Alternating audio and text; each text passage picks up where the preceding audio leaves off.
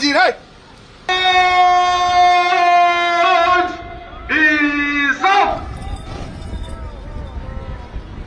March past अनुष्ठित हो अभिभाषण पर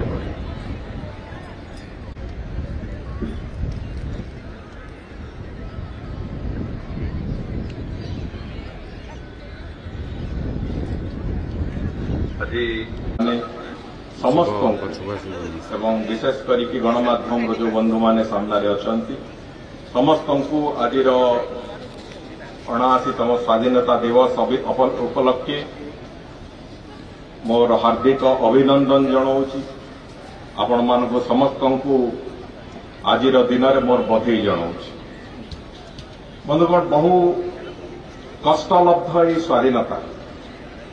दीर्घ वर्ष धरी भारत वर्ष को पराधीन करिथिबा गोटाए प्रचंड शक्ति को देश को मुक्त करैबा पई जो लड़ई चलीथिला से लड़ई रे वास्तव रे भारत वर्षर अनेक महामनीषी अनेक विशिष्ट व्यक्ति अनेक नेतृत्व तांकर प्रचंड इच्छा शक्ति तांकर बलिदान एवं विशेष करके जो विराट संघर्षर वातावरण तैयारी होता भारत वर्ष से दृष्टि आज स्वाधीनता आम पाई से विप्लव को मन पकेवा से वैप्लविक चिंताधारा को भी मन पकेवा। जदि इतिहास को मनीष न चिन्ह इतिहास को मनीष मन न रखिब तेरे भविष्य कौन सी मते आलोकित हो पार ना से दृष्टिकोण आज स्वाधीनता दिवस पालन अवसर में आम समस्तंकर एकमात्र लक्ष्य हो ध्येय हो जो बड़ी कष्ट स्वाधीनता मिली आमको से स्वाधीनतार से स्वप्न को स्वाधीनतार से स्पर्श को स्वाधीनतार से उपलब्धि को सांगे धरी रखा भी आम समस्त एक बड़ आह्वान एवं से आह्वान को धरी रखा हेले अतीतर से संघर्षमय समय को अतीतर से विप्लवर समय को आम समस्त को मन रखार अच्छी निज हृदय भितर साइती रखार आवश्यकता अच्छी एवं एक सुसंस्कृत राज्य निश्चित भाव में से अवदान रे एकता तैयारी कहले अत्युक्ति होना। आज से समस्त महामनीषी मानू पाद पद्म निश्चित भाव में आमर प्रणति जणाइबार समय आसी आम समस्त कृतज्ञता से दिवंगत स्वर्गत महामनीषी माने जो भी थांतु ओडिशा प्रदेश समस्त जनसाधारण को आम समस्त को एवं आगामी पीढ़ी मानू सदा सर्वदा आशीर्वाद करूँ आगु आगु चलने रास्ता देखा ये से माटी जो माटी रे आत्मसम्मान को बंचेवाई जो माटीर आत्मसम्मान बंचेवाई जो माटीर स्वाधीनता पाई निजे महाप्रभु अस्त्र धारण करते ये सही माटी तेणुक ये माटी रे निश्चित भाव में आमे जो परिकल्पना करिचे आगु को चलिबा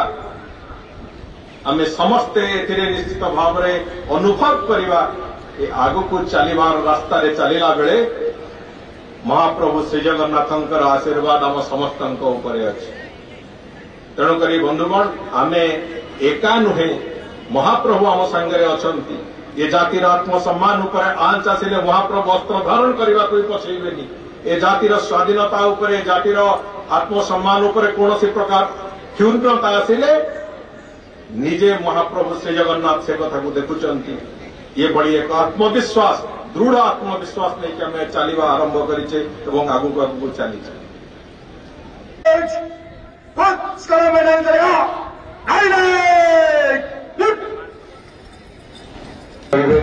ये सब कार्यक्रम आम आपको स्वागत करूँ। आम बर्तमान मार्चपास्ट अभिमुखे जाऊँगी आसुँच आमर दल 40 गोटी दल मुख्य अतिथि को एवं जातीय पताका सम्मान जड़े यही मंच अतिक्रम करेंगे।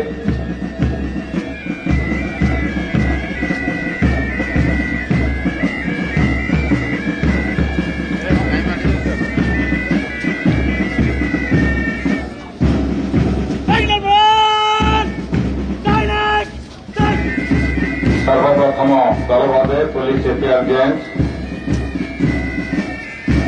ସରକାର ମହମ୍ମଦଙ୍କ ନେତୃତ୍ୱରେ ଏବଂ ଏ ସମ୍ପୂର୍ଣ୍ଣ ପ୍ୟାରେଡର ନେତୃତ୍ୱ ନେଉଛନ୍ତି ମହାନ୍ତି ଯିଏ ଅଛନ୍ତି ରିଜିଅନ ଇନ୍ସପେକ୍ଟର ଏବଂ ସେକେଣ୍ଡ ଇନ୍ କମାଣ୍ଡର ଅଛନ୍ତି ବାସୁଦେବ ପଣ୍ଡା ସର୍ଜେଣ୍ଟ ତାଙ୍କ ନେତୃତ୍ୱରେ ପ୍ରଥମ ଗଭର୍ଣ୍ଣର ପୁଲିସ ଏଟିଆର ଏବଂ ତାପରେ ଆପଣ ଯେଉଁ ଦଳକୁ ଦେଖୁଛନ୍ତି ସେ ହେଲେ ସ୍ୱତନ୍ତ୍ର ଶ୍ରୀମନ୍ଦିର ସୁରକ୍ଷା ବାହିନୀ ଯିଏ ସର୍ବପ୍ରଥମ ଥର ପାଇଁ ଏଥିରେ ଅଂଶଗ୍ରହଣ କରୁଛନ୍ତି ଏବଂ ଶ୍ରୀମନ୍ଦିରର ସୁରକ୍ଷା ପାଇଁ ଏକ ସ୍ୱତନ୍ତ୍ର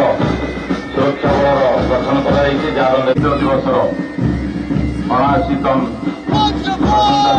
ଜାତୀୟ ପତାକାକୁ ଏବଂ ମୁଖ୍ୟ ଅତିଥିଙ୍କୁ ଅଭିବାଦନ ଜଣାଇ ସଭାଗତ ଅତିକ୍ରମ କରୁଛନ୍ତି। ଏହାପରେ ରହିଛନ୍ତି ସିନିୟର ଡିଭିଜନ ଏନସିସି